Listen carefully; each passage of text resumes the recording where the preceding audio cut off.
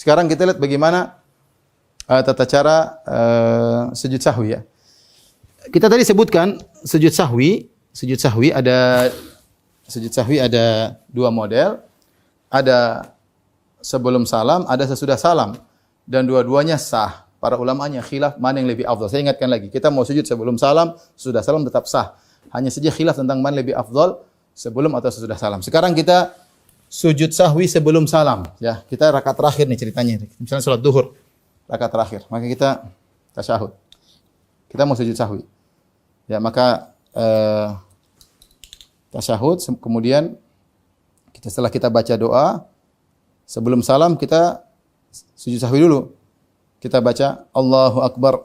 Maka kita sujud pertama ya. Bacaannya apa? Bacaannya seperti doa sujud. Subhana rabbiyal a'la atau subuhun quddus rabbul malaikati war ruh atau subhana rabbiyal a'la wa bihamdihi, bebas. Sekali sudah cukup. 2, 3 terserah. Kemudian kita Allahu Akbar. Sama kita baca juga seperti doa duduk di antara dua sujud. Rabbighfirli warhamni wajburni, boleh. Atau Rabbighfirli boleh. Kemudian kita sujud lagi. Allahu Akbar. Bacaannya seperti sujud biasa, subhana rabbiyal a'la atau subhana rabbiyal a'la wa bihamdi atau subhan quddus rabbul malaikati war ruh atau doa-doa yang lain banyak ya. Kemudian kita Allahu Akbar. Baru kita Assalamualaikum warahmatullahi. Ini cara sujud sahwi sebelum salam ya. Bagaimana kalau sujud sahwi setelah salam? Sekarang sujud sahwi setelah salam. Kita tasyahud akhir nih. Sujud akhir, saya mau sujud sahwi. Assalamualaikum warahmatullahi. Allahu Akbar, saya sujud sahwi. Ya, baca doa sujud. Kemudian Allahu Akbar. Baca doa duduk di antara dua sujud. Subhanallah, Rabbighfirli misalnya. Warhamni wajburni seterusnya. Sujud lagi. Allahu Akbar. Sujud kedua, baca lagi doa sujud. Ya. Kemudian Allahu Akbar. Salam lagi. Assalamualaikum warahmatullahi wabarakatuh. Assalamualaikum warahmatullahi. Ya, jadi salamnya 2 kali. Salam setelah salat, salam setelah sujud sahwi. Itu tata cara sujud sahwi ya. Secara sujud sahwi. Baik.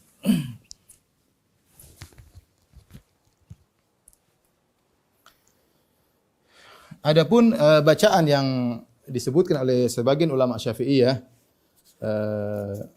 yaitu disebut oleh para ulama Syafi'iyah seperti disebutkan oleh Nawawi dan Rafi'i, subhana man la yanamu wa la yashu. Ketika kita sujud kita baca subhana man la yanam wa la yashu, yaitu maha suci Allah yang tidak tidur dan tidak lupa. Maka ini bacaannya tidak ada dalilnya ya. Oleh karenanya kita tidak baca dengan bacaan ini. Kita baca dengan bacaan hukum asal. Hukum bacaan sujud sahwi adalah sujud biasa, maka kita baca dengan doa sujud biasa ya. Subhanarabbiyal a'la wa bihamdi atau subhan qudusul malaikati war ruh atau subhanakallahumma rabbana wa bihamdika allahumma ighfirli. Oleh karenanya Ibnu Hajar, ulama Syafi'iyah berkata, sami'tu ba'dal a'immati yahki annahu yastahibbu an yaqul fihima subhana man la yanam wa la yahsu. Aku mendengar sebagian imam menghikayatkan bahwasanya annahu yustahabbu atau disunahkan dia membaca subhana man la yanam wa la yashu ya ketika sujud sahwi. Qultu lam ajid lahu aslan. Aku tidak mendapati dalilnya sama sekali. Sehingga tidak perlu kita baca demikian ya. Tapi memang ada pendapat, namun yang benar tidak perlu kita baca demikian. Demikian juga orang yang berkata, "Ustaz, bolehkah kita berdoa ketika sujud sahwi?" Hukum sujud sahwi sama seperti sujud yang lainnya. Jika seorang yang berdoa kepada Allah dalam sujud sahwi boleh-boleh saja, boleh-boleh saja. Tapi kalau dia jadi imam, ingat ya, ada makmum di belakang, jangan dia berlama-lama dalam sujud sahwi. Tapi seandainya dia lupa sendiri dia sujud sahwi, ingin berdoa dalam sujud sahwi, maka hukumnya diperbolehkan sebagaimana disebutkan oleh sebagian ulama ya. Yang terakhir adalah pembahasan bagaimana jika makmum yang lupa. Jika makmum yang lupa, maka ada dua kondisi.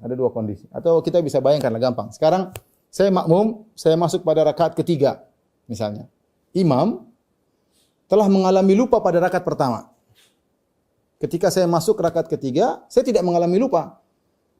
Karena imamnya lupa pada rakaat pertama. Dia mengalami kelupaan rakaat pertama. Saya masuk pada rakaat-rakaat di mana imam tidak lupa. Nah, ketika penghujung salat, ada dua kemungkinan. Imam sujud sahwi sebelum salam.